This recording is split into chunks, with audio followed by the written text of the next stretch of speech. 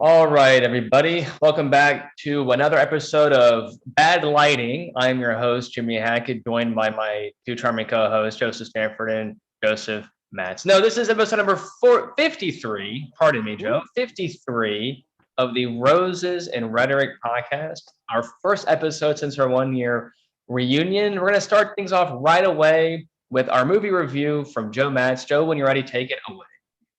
All right, so this week we've got movies, Fright Night and Green Room.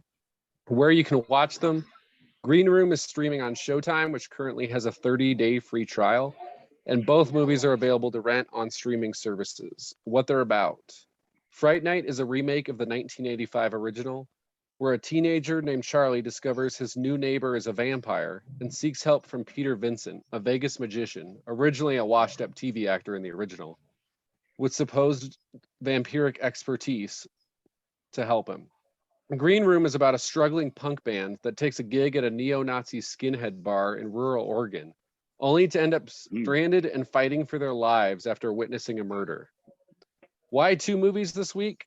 I wanted to review some horror movies in the lead up to Halloween, and these are two of my favorites from the last decade, linked by two of their lead actors, the late Anton Yelchin and Imogen Poots.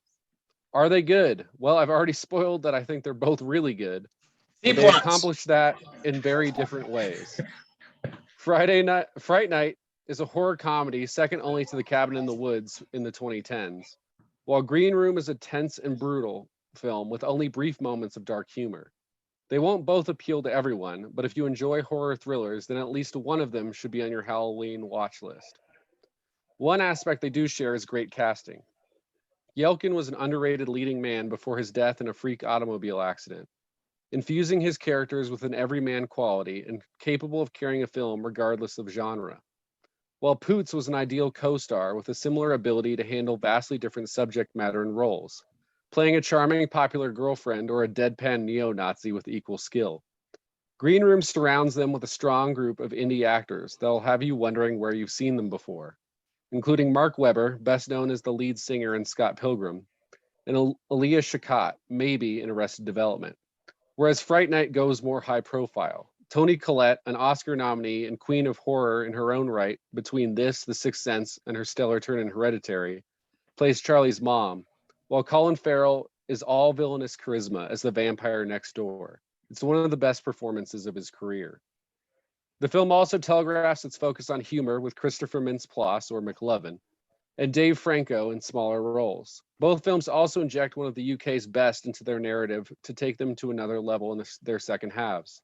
For Fright Night, it's the greatest Doctor Who of them all, David Tennant, as the Vegas illusionist Peter Vincent, while Green Room brings in none other than Sir Patrick Stewart as the leader of the Skinheads. They're both fantastic. Tonally and visually, the films are about as far apart as two movies in the same genre can be, but they're each effective in their own way. Fright Night's Craig Gillespie is an above-average director of commercial films, and he does good work here. It's not an overly scary movie, but the horror elements are still well done, with Gillespie working in a couple of solid chase scenes and keeping in enough violence to earn an R rating. He also demonstrates skill in utilizing the talented cast comedically, though most of the credit there goes to writer Marty Noxon. Noxon, a TV veteran who's written on everything from Glee to Mad Men, has plenty of experience writing quippy stories about fighting vampires, having written 24 episodes of Buffy the Vampire Slayer. She makes a number of smart changes in her adaptation, moving the setting to Vegas, expanding the role of the mother, making the vampire expert a magician, and working in Charlie struggling to balance his new relationship and improved standing in his high school social hierarchy with an old friendship. Beyond that, she just knows how to write sharp dialogue, especially gifting Farrell some deliciously vile lines. The whole movie is a blast. I find Green Room to be a great deal of fun too, but that won't be true for everyone. In his third outing, writer-director Jeremy Saulnier grafted a grimy, vicious film that's almost nonstop suspense. He establishes early on why the band, the Ain't Rights, would take a gig in such a questionable setting, showing them siphon gas and reveal that they don't have any social media presence. He also sketches out the personality of the band and its members. When shit hits the fan, though, is when he really shines. The violence in this film is unsparing. When bones break, Saulnier doesn't leave anything to the imagination. and it's equally unpredictable. Characters, good and bad, are dispatched without sentiment. There's no sadism here, though. This isn't an Eli Roth film. Green Room doesn't hide from the reality of what it depicts, but it doesn't revel in the brutality either. And Saulnier is no slouch in the plotting department either, creating situations where no side in the conflict sees things go to plan, and their desperation only grows throughout the film. But that desperation is the benefit of our entertainment. I'll always be sad that we didn't get to see Yelkin and Poots team up for one more horror film to create an unofficial trilogy. But the two we got are among the best of the 21st century. Whether you're looking for horror on the lighter side or an unforgiving thriller, they've got you covered. Grades, I gave both an A-. And other film, yeah, there's your A, Jimmy. Other films to watch. For more, Imogen Poots trying to stay alive in horror films, 28 Weeks Later and Black Christmas. And for another gritty Jeremy Saulnier thriller with a color in its name, Blue Ruin. All right, Joe, finally, you picked movies, at least one of which I have seen. I have actually seen Green Room. I mean, I got to be honest with you, does it really paint neo-Nazis in a fair light? I mean, is it fair to give them all a bad name? I mean, are they all brutal murderers, Joe? No.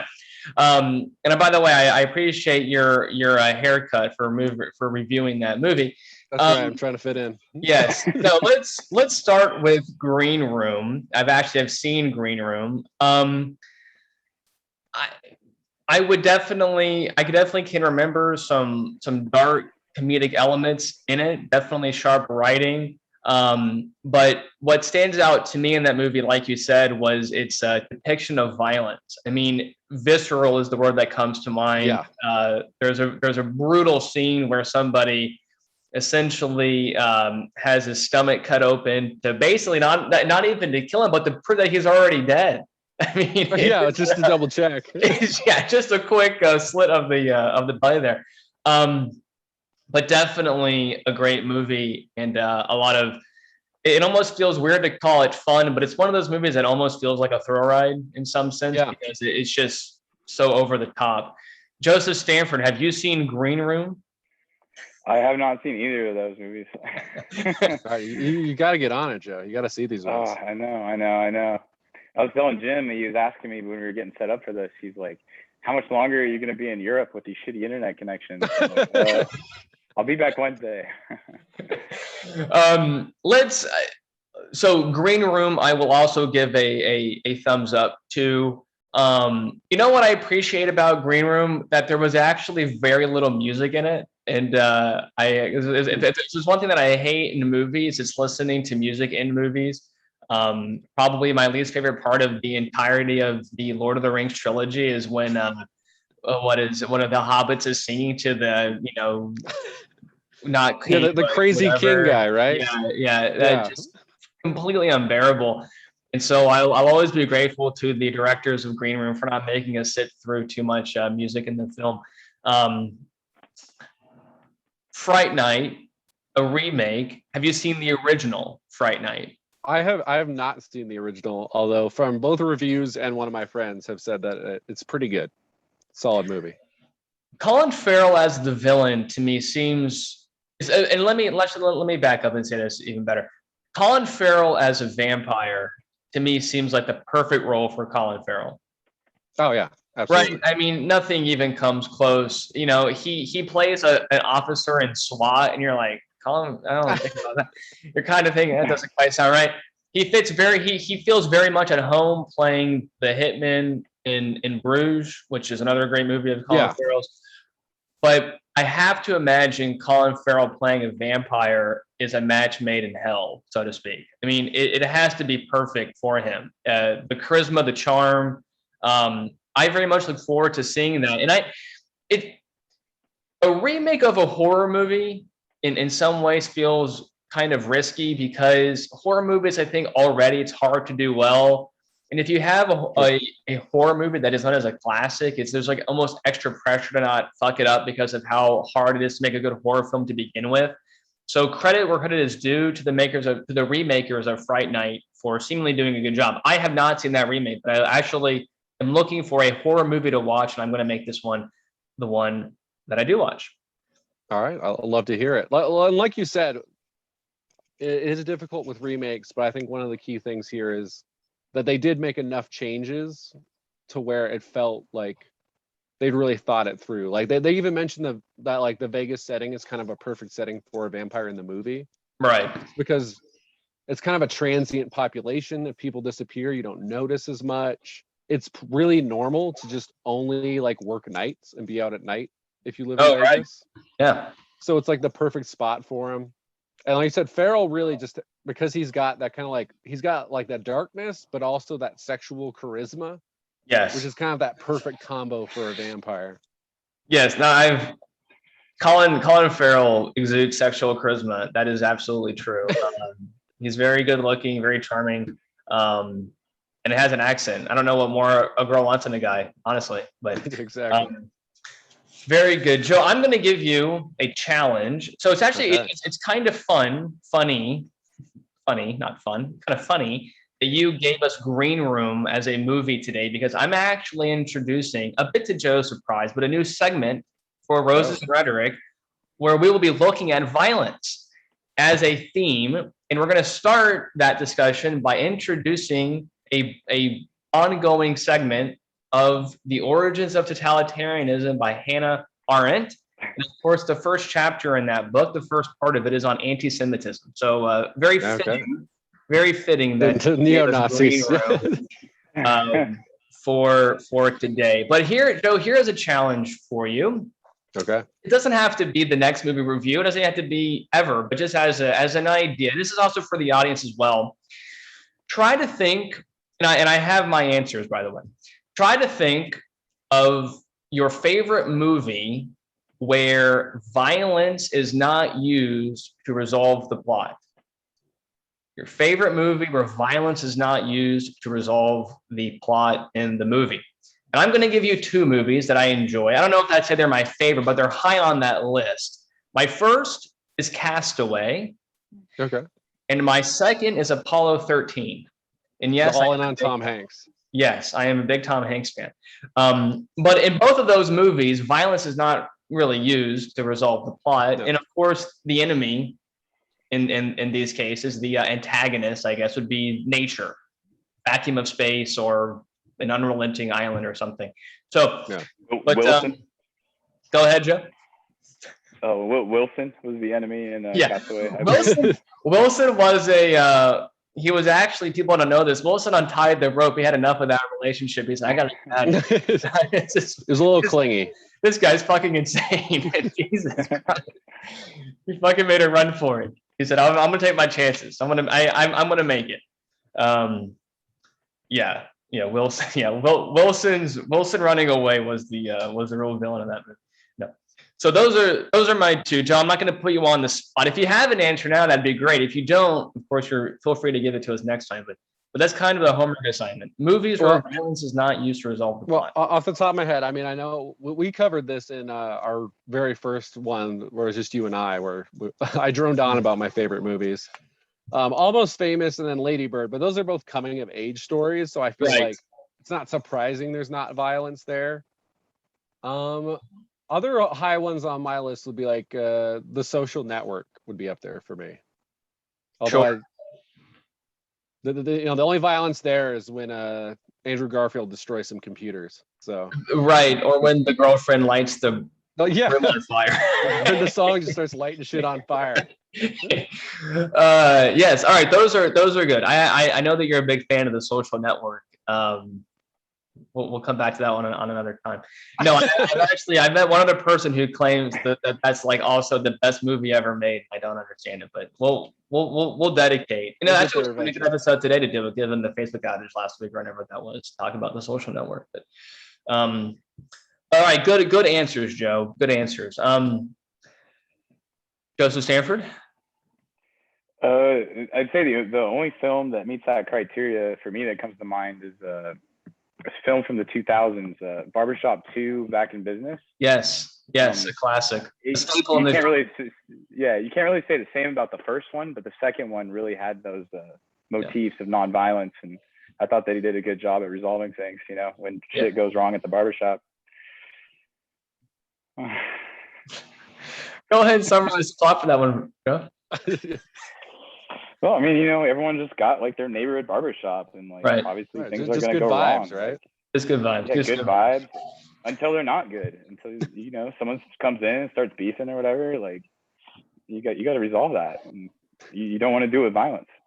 No, especially with all the scissors around. Really, And everyone's just happier with a good haircut, right? So that helps. Oh yeah. Well, I don't know that Joseph would remember that, but when he's back in the States, he might remember the feeling. No. Very good, Joe. Well, another two good reviews. A happy coincidence. Always happy when Nazism is a happy coincidence. And on today's show, no, certainly is the case. Yes, go see Green Room. I highly recommend it. Patrick Stewart, which is hilarious, but of course does a great job in that role.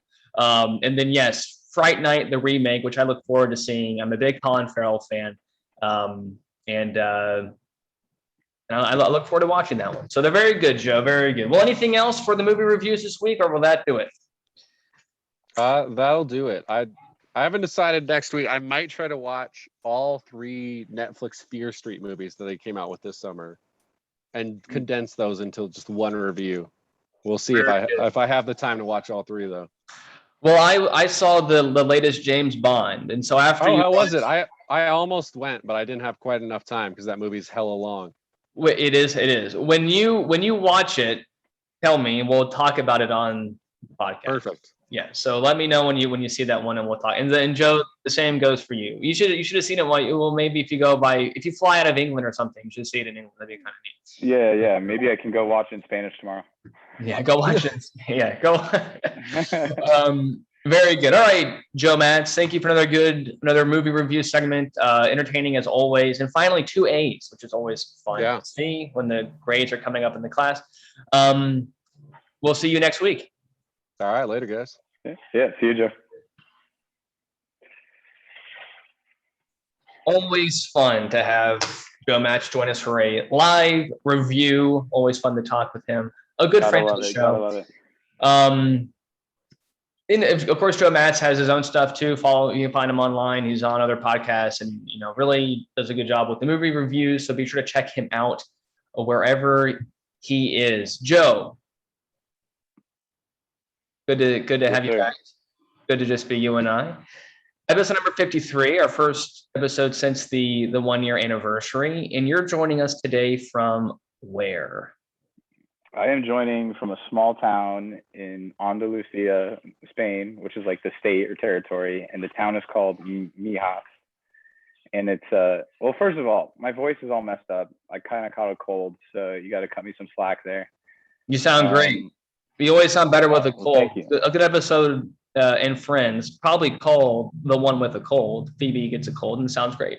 So yeah. Oh yeah, I do remember that. Well, there are a couple different kinds of cold. Like there's some where you just sound like gasped for air and not really like cool or anything, and then there's other ones where you just turn into like Barry White, which is like obviously the ideal cold that you want. But yes, and it kind of in my opinion, Joe, and I don't want to put words in your mouth.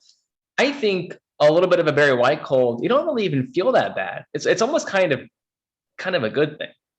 You feel good. You feel fine. You feel fine, and you sound better. Yeah, it's like smoking cigarettes, right? Like same thing. It gives you that nice smoker's voice. Yep, and of course, no negative health side effects either. So yes, absolutely. So joining us today from Spain, a small town in Spain, hair's pulled back, which I like. Very good look. Thank you. You're in a hotel, I take it. Yeah. Oh yeah. How are the real digs? rough night. Excuse me? How are the digs? Oh, the digs. Oh, the digs are nice. Honestly, this is like one of the cheapest hotels I stayed at, and it's also like one of the nicest. Like it's just like kind of decorated out to the nines. It's got like a pool. It's got like a bar, like a restaurant, pool tables. It's got like everything. But dude, like last night, I gotta say, like it was rough. Like I have one of these, like I haven't had a cough in a while, and like it's one of those where you don't have any cough or anything until like the moment you lay down to go to sleep. Right. You lay in bed, you turn off the lights, and there's just something about being horizontal and like the post-nasal drip that just it starts up and it just doesn't go away. It really doesn't go away. So I fought with that pretty much all night last night. I didn't have You had any to like, just meds or anything. sleep face down, I guess. Would be the only way to counteract. Yeah, no, you had to like sit straight up. Like I tried clocking myself in every position. It was just like Right. nothing else. But at least I know it's not COVID, because COVID has a dry cough, and I already had COVID. So How was your nose? there's something going around. You have is it any nasal drip?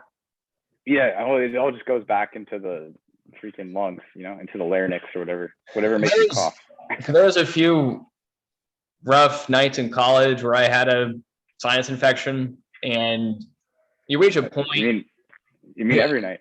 Yeah, every night, really. We live, interesting humidity and mold in where we live. Yeah, there was always this kind of feeling where you, at some point when you're sick with a cold or something, your nose is just so sore from blowing it. It's tender, it's red. You just give up. I'm not blowing my nose anymore. I'm just gonna let it run. And I remember reaching that point at night, and I just decided I'm not gonna blow my nose. I'm not gonna do anything. I just would kind of lay out tissues by my head as I lay down, and just let it fall on the tissue. And that was pretty cool. No, it wasn't much fun. But we've all had those nights. So we wish you the best of luck. Hopefully you feel well quickly. Well, yeah, I actually implied a similar strategy last night, but being at a hotel, you have towels instead of tissues. Yes. I was high luxury with the terry cloth towels right next to your face. Going through towels like toilet paper at a hotel. That's what we all do, and nothing wrong with that. Right? It's what we all use it once, right in the floor. Dry your hands, right in the floor. They give you so many. Give you so many. Just go through them. Yeah, it's like they think I'm a family of 5 or something. There's just towels everywhere. Well, you got one. You got 2 holes on your face that can use a towel, and some holes, other parts of your body that can use a towel. So it's always good to have options. I'll take your word for it. Yeah, options galore. I'm also in a different place today. People who are astute viewers of the show will realize or notice I'm not at my apartment. I am actually, to bring an old story from Roses and Rhetoric lore full circle, I'm actually dog sitting for the people who saved my life when I needed a cashier check for my apartment. They reached out to me. I said, hey, not a problem. I'd be happy to do it. It's always fun, Joe, being in someone else's house, seeing how other people live. Always feels a bit like a mini vacation. I'm doing that right now. They have 2 dogs I'm looking after. One is a little Chihuahua, and the other one is a pit bull. And that dog is thick. It's like petting a pride rib. I mean, seriously, it is unreal, the musculature on that animal. But nice dogs nonetheless. Wow. What about the Chihuahua? Chihuahua's all right. They're both not bad. Low maintenance animals, all right. Always nice. Yeah, I mean, I like the pit bull better, but don't tell them that I said that. But yeah, good times here. Went out last night. Well, I have 2 stories for you, Joe. Which one do you want first? I want to hear about Jimmy going out. Yeah. Jimmy going out last night. I went out last night. Went out to a gas station. I won't say the brand. Went out to a gas station last night. And pretty simple mission. I wanted to Sinclair. 76. No, it was I don't want to give their name out because they're not paying us any money. I'm not going to give anybody free advertising. Yeah, let's not give ExxonMobil free advertising here. No, we're not going to give ExxonMobil or Valero free advertising on this channel. Now, I went out last night to get some snacks. I was going to watch a movie last night, and I realized I want some snacks. I went out to the gas station, and I tried to get a slushie. Not an icy, it was a slushie. And they didn't have the dome top lids. Ooh. Didn't have the dome top lids. Anybody who knows anything about pouring a slushie knows that the volume that the slushy goes into the cup will not be the final volume that the slushy ends up as. It will expand in the cup. It will take up more space. The beauty of the dome top lid is that you can put the lid on first, and you can gradually add more to the dome to fill it up completely. The problem with the flat lid is that it has no hole to insert the nozzle. You have to put the lid on and then see where you end up to know if you can put more in the container. I don't want to give anybody a bad name, Joe, but I don't think these convenience stores have my best interests at heart. Because I'm sitting there trying to get this slushy in this cup. And when I tell you, it took me 5 tries of putting icy in, putting in too much, untaking the lid, pouring it out, putting the lid back on, getting residual icy all over the sides of the cup. Now it's sticky. Now I'm grabbing these recycled napkins that don't do a fucking thing. I'm wiping it up. It's not coming off. I pour some more. I pour it back into the fucking tray on the icy rack. It took me like 5 fucking tries. I was so embarrassed when I was checking out. I told the lady, I was like, look, I'm gonna tell you the truth. That was not my best slushy retrieval. It just wasn't. It just wasn't my best effort. But I wasn't given the tools I needed to be successful. I wasn't given them. I wasn't given the right tools. Right. So I say that as a warning. When you're pouring an icy beverage into a cup, an icy or a slushy, remember that you need extra space, and do your damnedest. Look for those dome top lids. Just look for them. Right. 2 questions. First, number 1, did she show any compassion for your plight? Like, did she put some dome lids on order? Did she anything? Well, I don't know if she put them on order, and I don't know that the cashier had that much power, but she did. She acknowledged. She empathized. Yes. Through the form of laughing at me, which is fun. That's totally fine. I don't mind. But she understood. Okay. She understood, and I understood that it wasn't entirely my fault. That's fair. So my next question, number 2, when you're filling it, it's like a button you push, right, and it comes out. No. This one was the skate mechanism. Yeah. The lever. Okay. So when you push it up against the lever and it starts filling, why don't you just stop filling it before it reaches the top of the cup? I did. But the problem is that the lid sits a little bit below the top lip. So you put the lid on and then it pushes out of the top. And now the whole thing's a fucking mess. And now you take the lid off, something's stuck to the lid. So now you lose, now you've lost that. So now you're back in this, how much do I add? As I don't want to pay for volume that I'm not utilizing in the cup. Right. Well, sounds like we should never go to Circle K again. I think that's the message. If one of our viewers goes to 7-Eleven ever again, they're no longer fans. Okay, cool. That's a good public service announcement.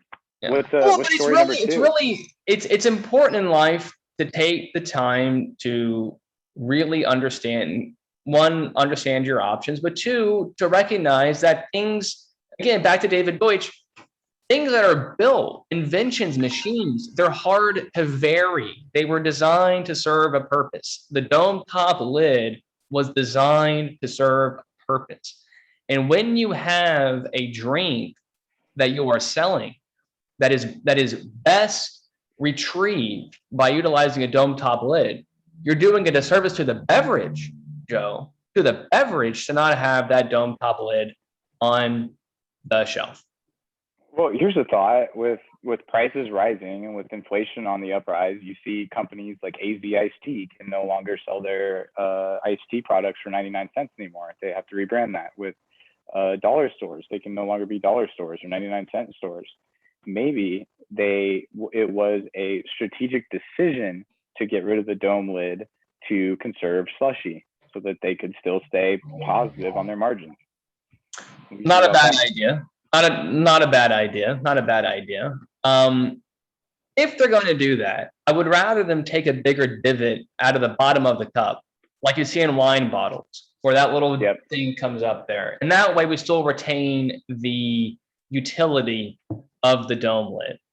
I just hate to see a good invention go to waste. I just see a good invention not be utilized for its, to its full intent. And was sad to say that my journey into Chevron yesterday did not go according to plan. So yeah, well, yeah, you really hate to see that happen. Such an establishment. Yeah.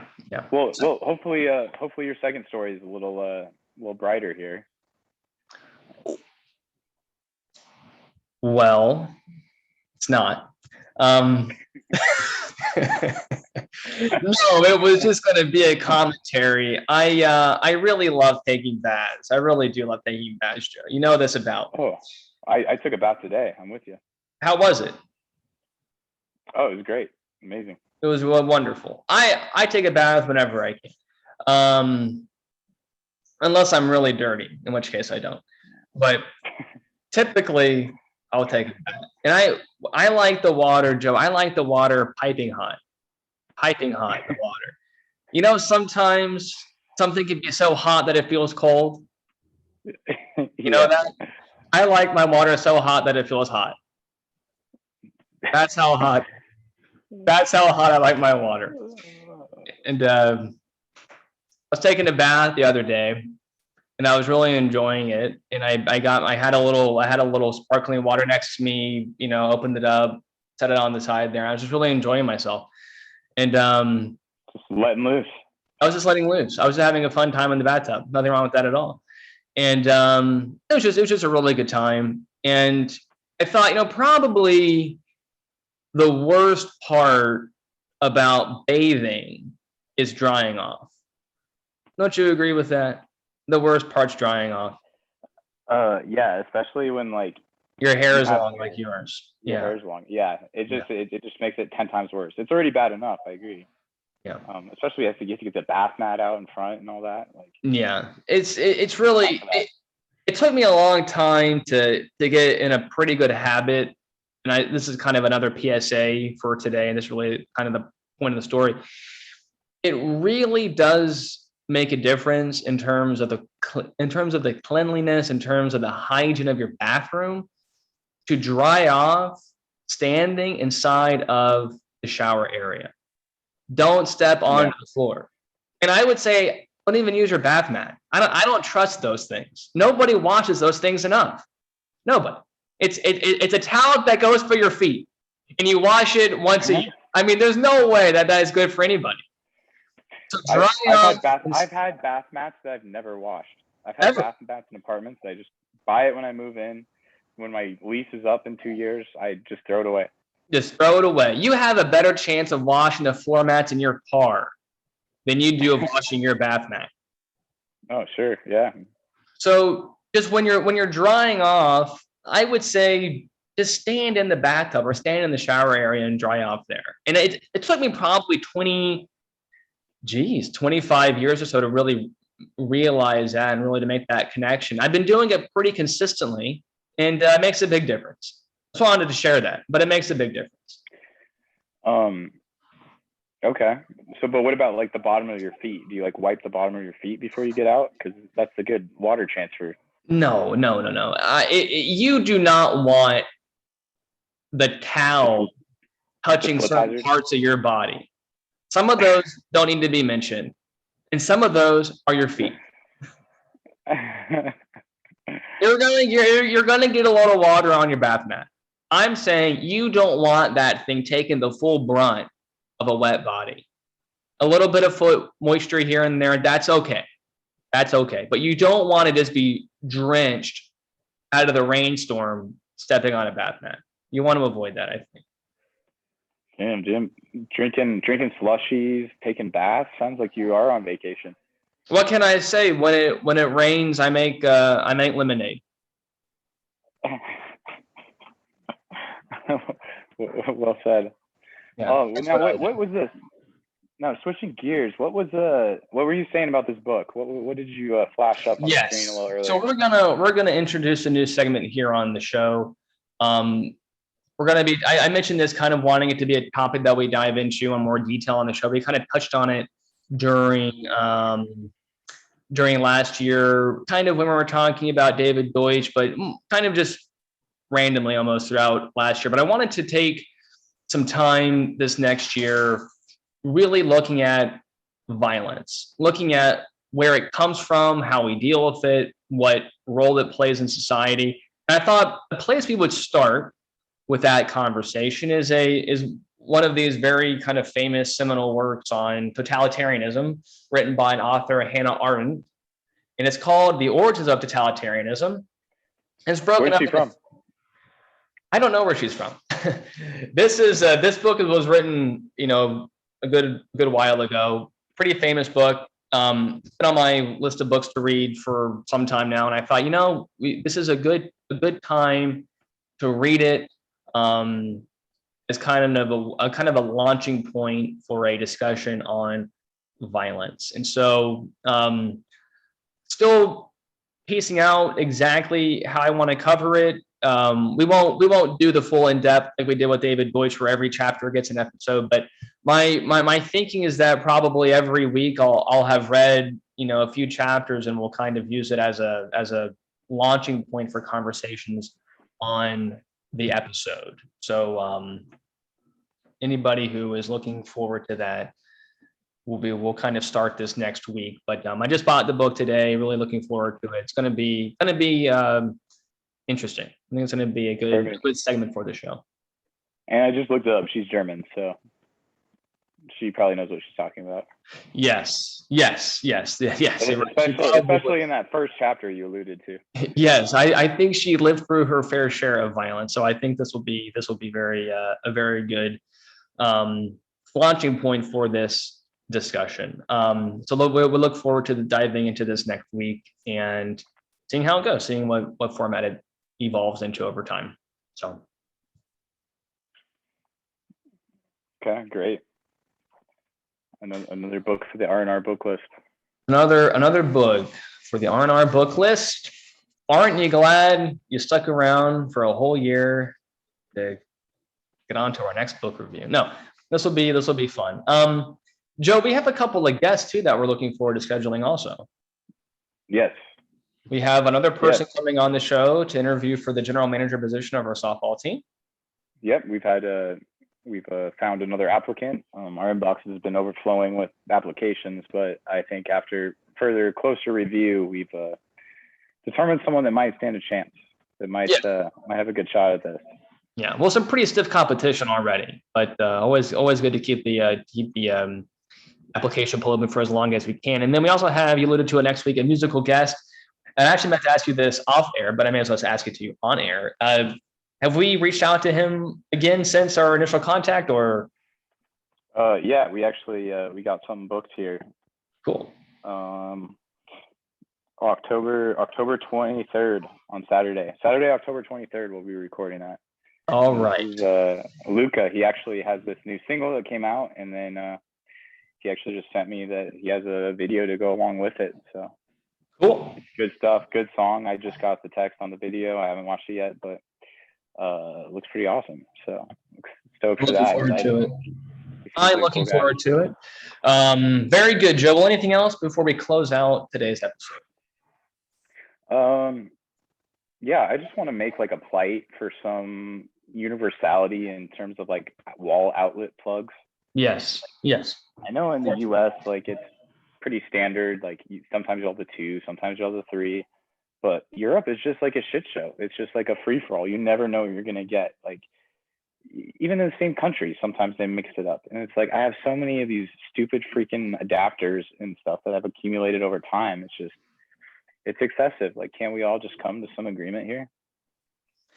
I feel the exact same way about phone chargers. Yeah. Micro USB, Apple, the Apple, thingy. It's insane. Hey, come on. Let's all agree on how to charge our phones, and let's all go on from there. And I couldn't agree more about the wall outlets. I mean, yeah, let's get the globalists started on this. Like, let's put them to work for something good. I couldn't agree more. I would love nothing more than to, wherever I am at, be able to get some juice on my phone and not be in the perils of the sub 50% on my battery life. So no, I couldn't agree more. Yeah, low power mode. Could not agree more. Another three PSAs in one episode. I mean, if we're not being candidates for the Nobel Peace Prize by now, I don't know what we're doing wrong. Very good, Joe. Well, I've got something else. Okay, good. We got to give an official Roses and Rhetoric shout out. Yes. To Instagram user drive-by serenade, drive-by_serenade. He left some very kind comments on our post, and he seems to be a fan of the show. So shout out to drive-by serenade. Everyone, please go follow that profile. Follow him, enjoy him while you can. Nepotism be damned. Enjoy him while you can. Enjoy him. I didn't mean to say it like that. Where's he going? No. I want to say enjoy them, and if you're in the Pennsylvania area, you should check out their shows. Nepotism be damned. So yeah, enjoy him while you can. All right. Yeah. Very good. All right. Very good. Well, another fun episode next week, new segment, and then very shortly getting some other people scheduled to come on the show as well. Big things coming. We look forward, and you'll be back in the US. Now, next week, you're off. Next weekend, you're off. Yeah. So it'll just be me. Probably we'll grab Joe Matz on that episode. Perfect. But the following week, because of where you're going to be going, should be a fun episode as well. Yes. Very I good. will be in Arizona. I will be in Arizona. I thought you were going to a festival. Oh, well, I see what you're saying. Yes, this next weekend I will be in a music festival, Dirty Bird Camp Out in California. Yes. Very good. There you go. Well, we look forward to the report of that trip 2 weeks from now. And next week, we look forward to catching everybody watching now next week. Until next time, I'm Jimmy Hackett signing off for Joseph Stanford saying ciao.